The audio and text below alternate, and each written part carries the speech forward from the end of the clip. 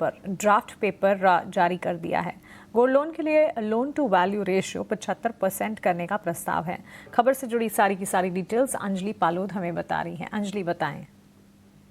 Reserve bank of India ने lending against gold collateral पर कुछ ड्राफ्ट रूल्स इशू किए हैं, जिसमें कई सारे चेंजेस और डायरेक्शंस सेंट्रल बैंक ने जारी किए हैं, जिसमें से एक है कि जो लोन टू वैल्यू रेशियो है उसे 75% पर रखा गया है। इसका मतलब कोई भी लेंडर अगर सोने को लेकर उसके अगेंस्ट एक लोन इशू करता है तो उस सोने के वैल्यू का 75% तक लोन कोई लेंडर इशू कर सकता है। अगर इस एलटीवी रेशियो को ब्रीच किया जाता है और ये ब्रीच 30 दिन से ज़्यादा होता है तो लेंडर को जो भी आउटस्टैंडिंग अमाउंट है उस पर एडिशनल स्टैंडर्ड एसेट प्रोविजनिंग 1% का लागू होगा।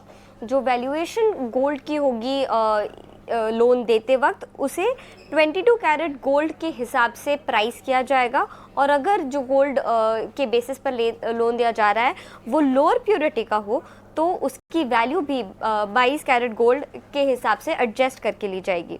जो कि सिल्वर जो कोलैटरल के तौर पर एक्सेप्ट किया जाएगा उसकी वैल्यूएशन 999 प्योरिटी सिल्वर प्राइसेस पर किया जाएगा।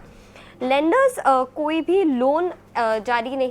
लोन एक्सटेंड नहीं कर सकता है जिसमें जो कोलैटरल की ओनरशिप है वो डाउटफुल हो, और इसीलिए उन्हें एक रिकॉर्ड रखना होगा जिससे ओनरशिप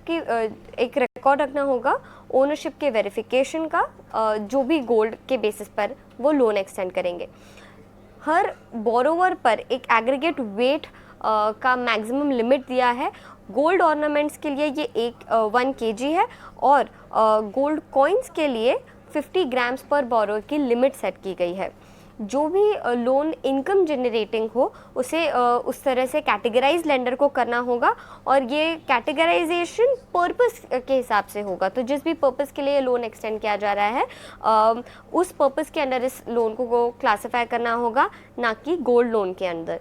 जो बुलेट रीपेमेंट लोन्स होते हैं जिसमें कि प्रिंसिपल अमाउंट और इंटरेस्ट दोनों साथ में रीपे किया जाता है, उसके लिए मैक्सिमम जो टेनर है उसे 12 महीने पर रखा गया है। कंज्यूमर्स के लिए जो कि एक राहत हो सकती है कि कोई भी डैमेज अगर गोल्ड कोलैटरल पर होता है उस टाइम पीरियड में जिसमें ये लेंडर के पास हो, तो फिर उस रिपेयर का जो कॉस्ट है वो लेंडर को रिपेयरिंग कराना होगा और उसका कॉस्ट लेंडर बेयर करेगा।